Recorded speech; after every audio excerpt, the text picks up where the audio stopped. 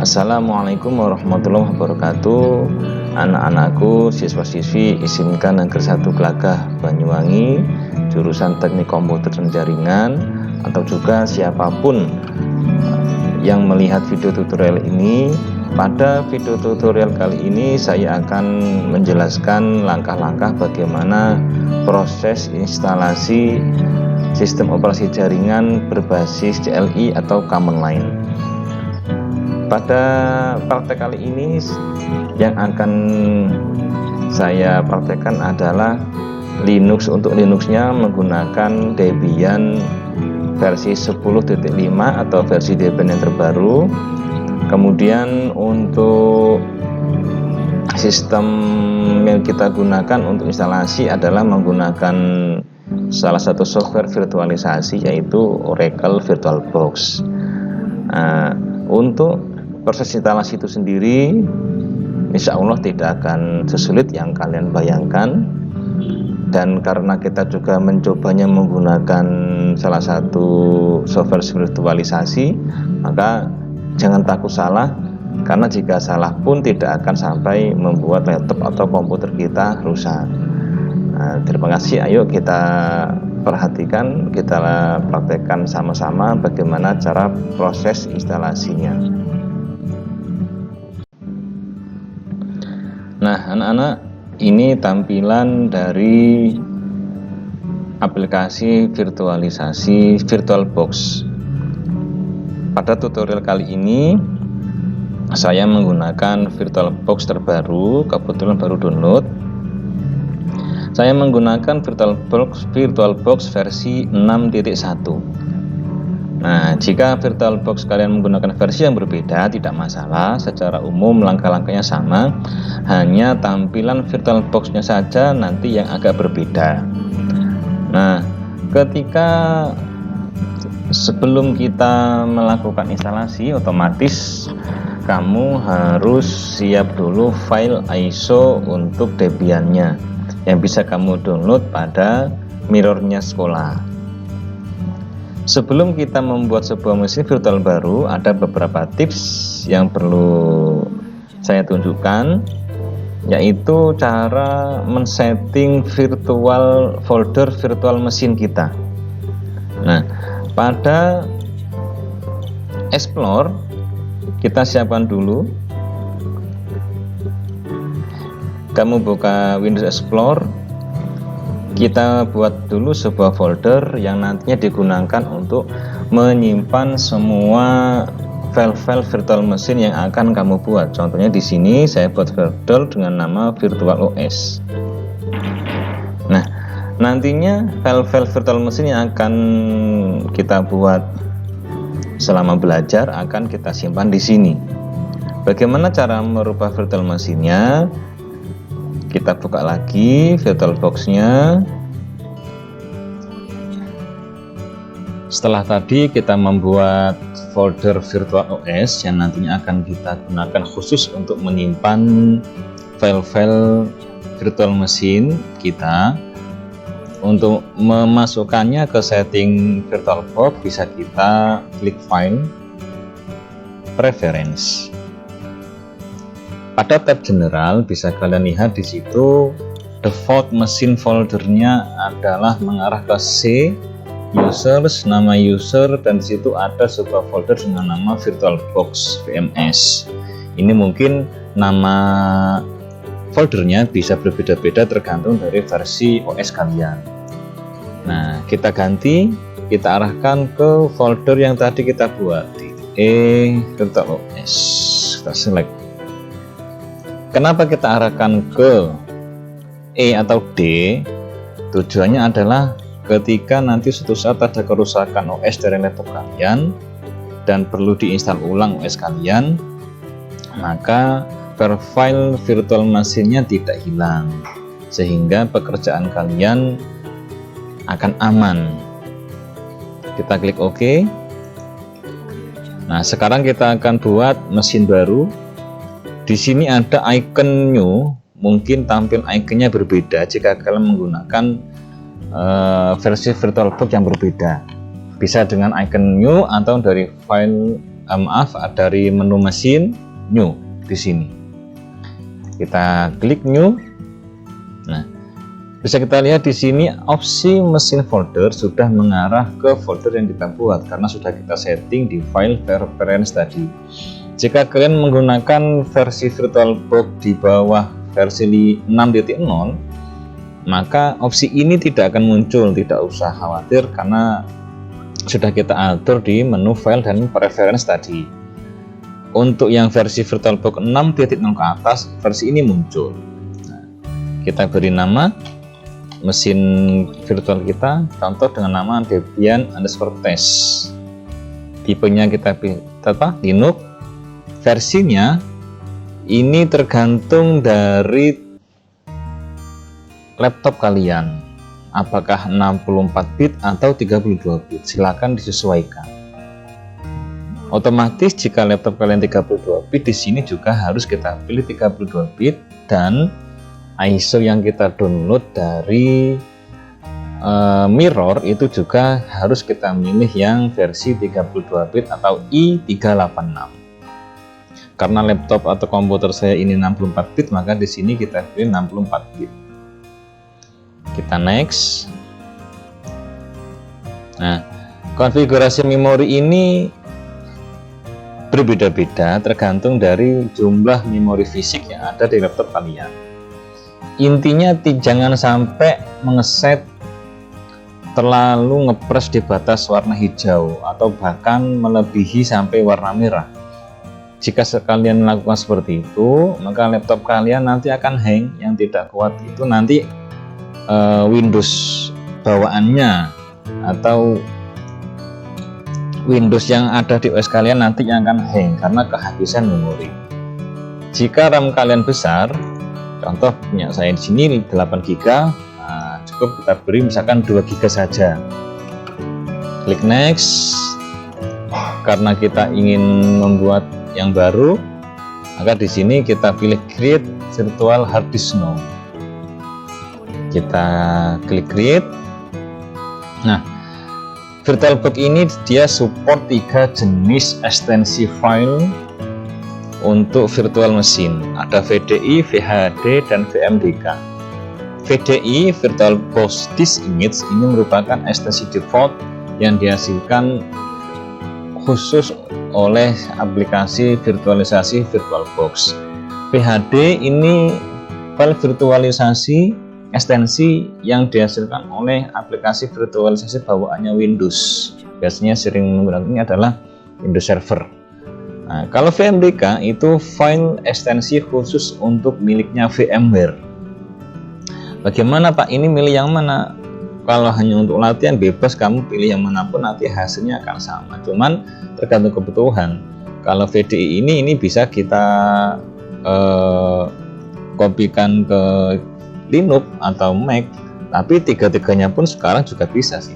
Nah, jadi intinya tergantung kamu menggunakan aplikasi apa. Kalau selama menggunakan VirtualBox itu lebih support memang VDI seperti itu. Kita klik next.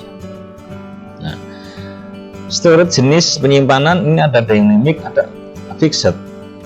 Bisa kamu baca di sini aslinya. Bagaimana bedanya? Intinya adalah terkait pada opsi yang selanjutnya. Nah, yaitu di sini kita menentukan ukuran dari hard disk virtual yang akan kita gunakan. Di sini contoh 8 GB. Jika kita pilih dynamic, walaupun tadi kita tentukan 8 GB, maka file yang dihasilkan oleh VirtualBox ini tidak langsung berukuran 8 GB. Ukurannya berapa? Tergantung sudah kita isi OS apa belum. Jika belum kita isi sebuah sistem operasi, maka filenya akan sangat kecil sekali, bahkan ukurannya hanya kilobyte. Kalau kita menggunakan fixed size, nah kebalikannya, walaupun belum kita install sebuah sistem operasi, maka ukuran file yang dihasilkan itu akan otomatis langsung membesar sesuai dengan yang kita tentukan di depan nanti. Maka yang lebih fleksibel kita menggunakan yang dinamik. Klik next. Nah, bisa kita lihat di sini langsung mengarah ke folder kita tadi. ini kita kasih 10 GB. Kalau hanya untuk menginstal Debian CLI cukup, tapi kalau kita berencana untuk menginstal Debian desktop, nah, saya sarankan minimal 20 GB. Karena apa? Nanti rootnya, untuk root sendiri yang untuk sistem itu minimal 10 GB rootnya sendiri, belum yang lain, sehingga membutuhkan yang lebih besar. Karena Debian desktop itu juga yang bikin besar itu file-file GUI atau interface disk, grafik-grafik itu yang membuat filenya mengembang atau besar. Kita klik create. Nah, dari sini kita sudah berhasil membuat sebuah virtual machine. Langkah selanjutnya adalah kita lakukan instalasi OS pada virtual machine ini. Ini masih kosongan, belum ada apa-apa. Jika kita klik start pun juga masih belum seperti kita beli komputer kosong, belum kita install OS apapun. Kita pilih, kemudian kita klik setting. Nah, kemudian masuk ke menu storage, masuk ke empty. Di sini pada controller IDE-nya kita choose this file, kemudian kita cari ISO yang akan kita gunakan. Nah, ini sudah kita siapkan, Debian 10.5 MD64. ISO yang saya pilih berjenis net install. Karena apa? Karena kita hanya menginstal Debian CLI, dan nantinya proses downloadnya ISO-nya ini juga tidak terlalu lama karena ukurannya kecil. Open, kita klik OK. Nah, kemudian kita start.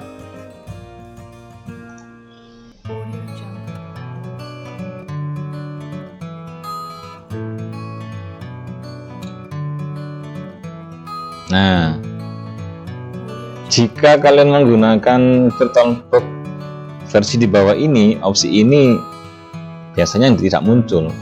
Biasanya dia langsung stop pada Debian ISO-nya. Nah, ini kita pilih. Karena ini belum kita install sama sekali, maka kita harus stop hard disk-nya, kita pilih yang ISO-nya. Kita stop.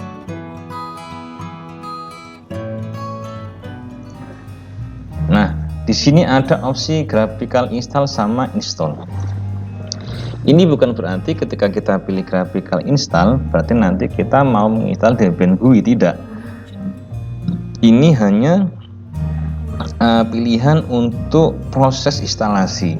Jika kita pilih graphical, maka semua proses instalasi itu akan ditampilkan secara grafis. Ketika kita pilih yang bawahnya, maka proses instalasi akan ditampilkan juga dalam bentuk CLI. Kita pilih yang bawah saja biar cepat jalannya.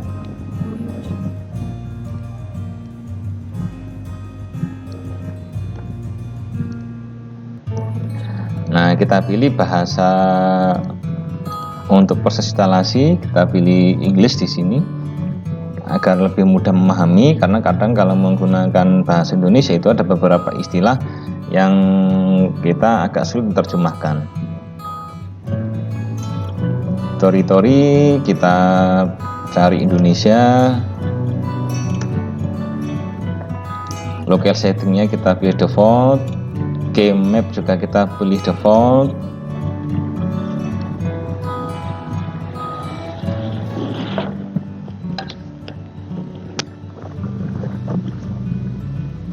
Nah, untuk bagian hostname itu kalau di Windows itu sama dengan computer name.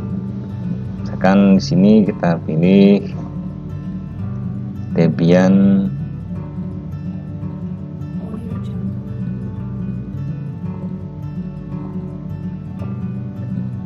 underscore sm.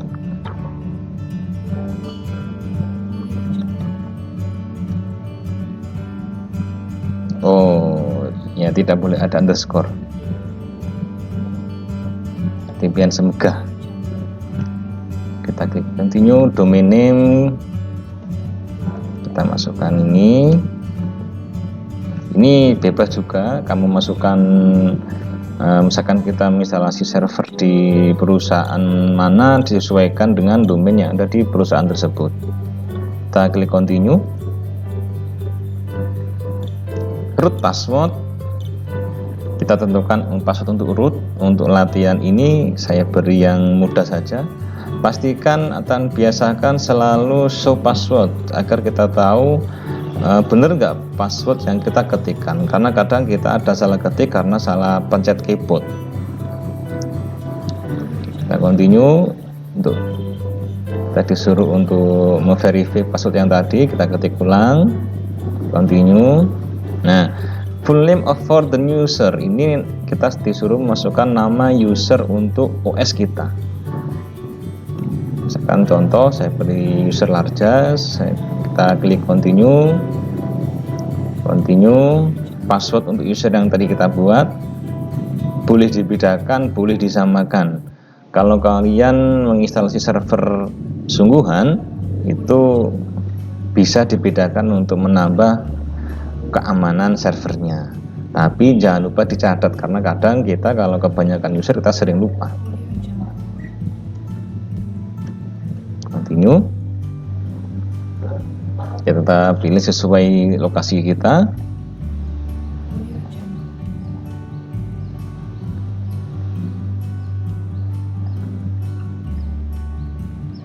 Nah, biasanya yang paling mudah itu memang kita menggunakan guided atau use entire disk.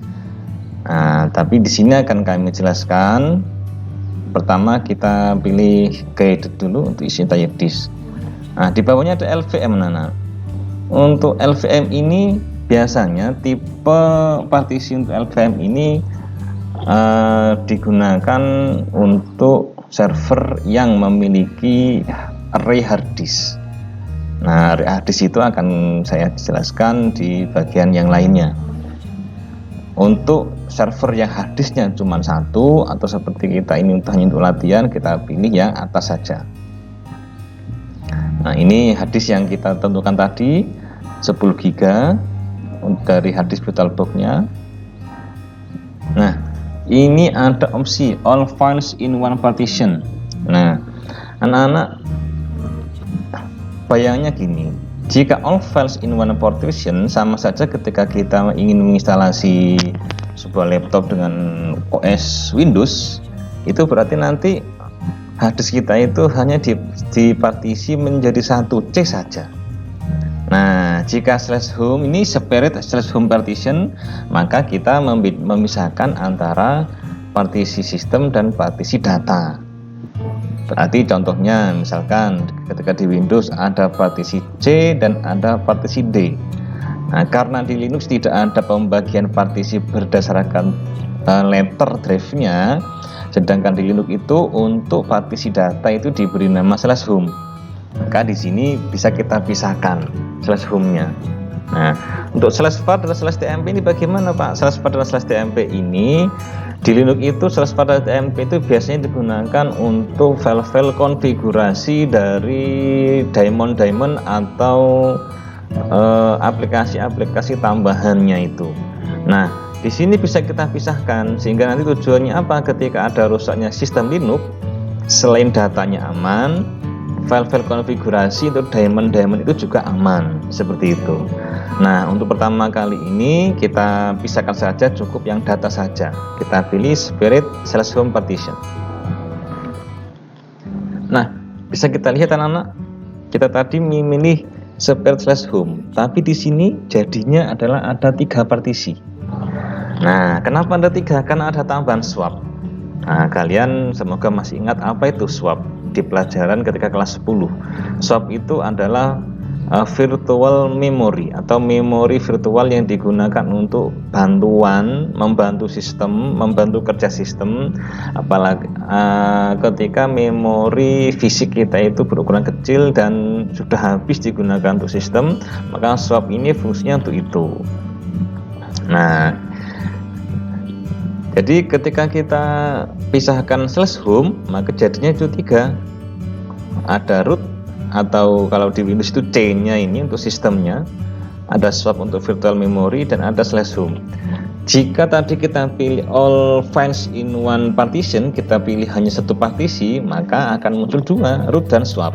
Karena swap ini hukumnya wajib pada sistem operasi berbasis Linux. Nah, Dari sini aslinya sudah selesai, kita bisa klik finish partitioning and write change to disk. Tapi di sini saya akan pilih go back. Saya ingin menunjukkan tadi kan kita mempartisi ini berdasarkan otomatis disesuaikan oleh sistem. Otomatisnya di mana ini? Size dari partisi masing-masing partisi itu dibagi secara otomatis oleh sistem. Nah, di sini yang lebih besar adalah slash home, diberi 5 GB. Karena logikanya biasanya partisi untuk data itu lebih besar di antara partisi-partisi yang lainnya. Sekarang kita go back, kita akan coba mempartisi secara manual. Nah, kita pilih lagi guided. Nah, kembali ke sini. Nanti di sini kita pilih manual. Nah, di sini kita pilih yang ini, yang harddisknya kita 10 GB. Karena manual di sini muncul keterangan create new empty partition, tampil on this device, pilih yes. Nah, di sini ada free space 10 GB. Kita pilih yang free space. Kita pilih create new partition. Nah, yang pertama dibuat adalah partisi untuk sistem atau root yang tadi dilambangkan dengan slash. Kita kasih tadi 3 GB untuk kita kasih 5 GB lah. Oke, continue. Primary untuk sistem. Kita klik beginning. Nah, use as, jika kita enter, ini adalah jenis dari partisi yang bisa kita terapkan. Kalau di Windows itu ada NTFS, ada FAT32. Nah, untuk di Linux itu yang paling baik, yang terbaru itu adalah Extended 4. Nah, kita pilih Extended 4. Mount point, jika kita enter, nah kita bisa menentukan partisi ini nanti untuk partisi apa, apakah untuk root file system ataukah untuk slash home nanti. Nah, untuk yang pertama ini kita pilih untuk root. Untuk yang lainnya biarkan default. Kita klik done. Nah, sudah muncul 5 GB partisi baru, jenisnya extended 4 untuk root. Kita pilih free space lagi. Kita create new partition. Ingat tadi partisi yang wajib adalah root dan swap. Swap itu untuk virtual memory.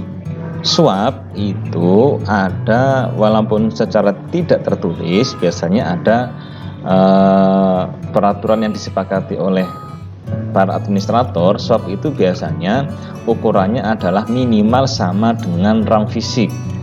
Nah, tapi juga tidak kaku-kaku amat, seumpama tidak sesuai dengan itu juga masih bisa, itu hanya kesepakatan biasanya saja.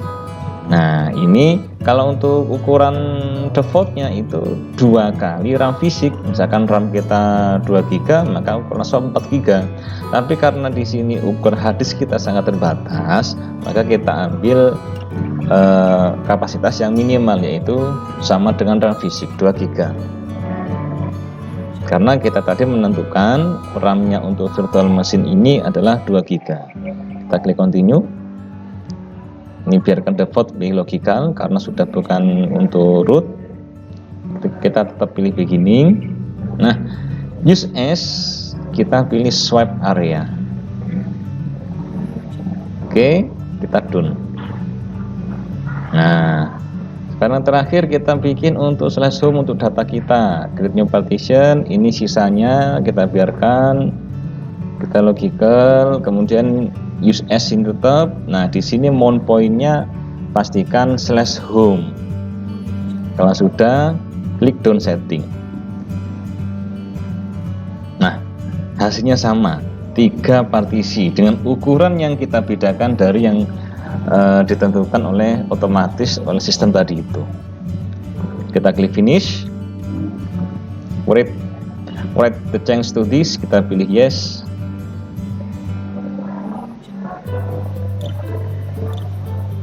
Kita tunggu.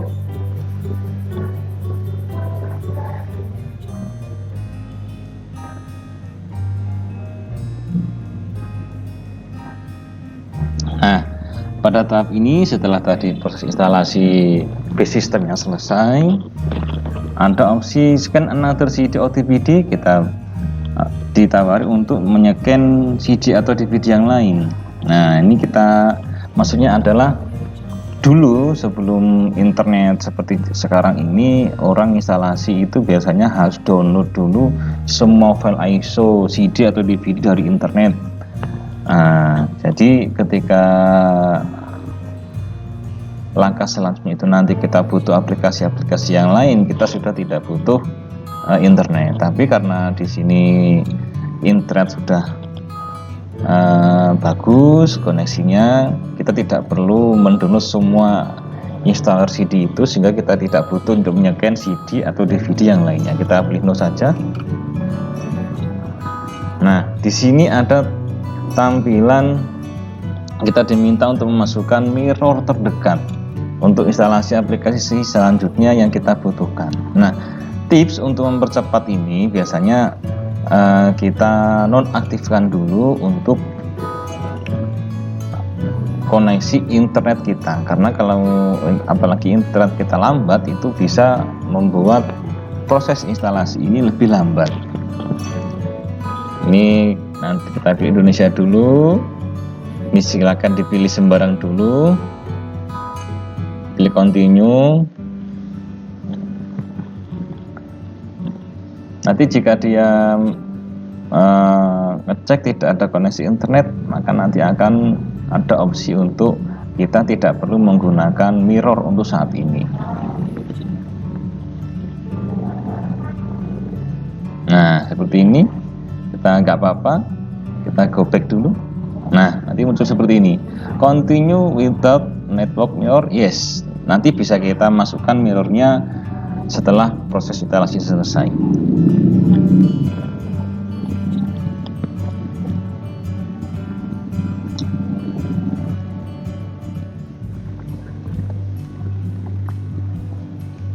Nah, ini ada opsi participate in the package usage survey. Bisa kita pilih yes, bisa kita pilih no, karena ini opsional. Untuk saat ini kita pilih no saja. Nah, ini pastikan sudah berbintang, karena ini standar sistem utilities untuk servernya. Kita continue. Kalau anak-anak menggunakan file ISO dari DVD, kemungkinan untuk opsional aplikasi tadi itu tidak hanya standar sistem utilities, kemungkinan ada opsi-opsi untuk memilih atau menginstal aplikasi yang lainnya. Tapi tidak masalah. Nanti walaupun di sini kita menggunakan yang ISO yang minimalis, yang net install, nanti kita bisa tetap menginstal aplikasi-aplikasi itu dari internet. Di sini install group bootloader, kita pilih yes. Nah, ini hati-hati, ini dipastikan /dev/sda. Jadi SDA itu biasanya adalah harddisk pertama kita. Jika misalkan kita menginstalasi di server dan itu ada 2 harddisk, pastikan yang kita pilih adalah harddisk yang memang kita akan install Linux di dalamnya. Kita enter.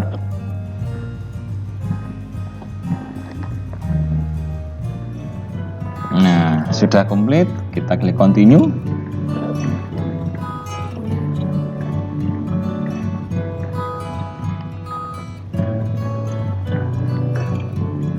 Kita enter.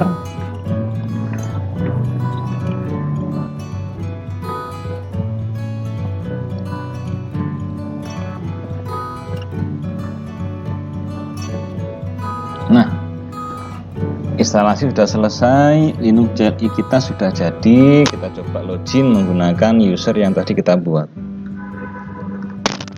Nah, sudah selesai. Bagaimana, mudah bukan untuk instalasi Linux CLI?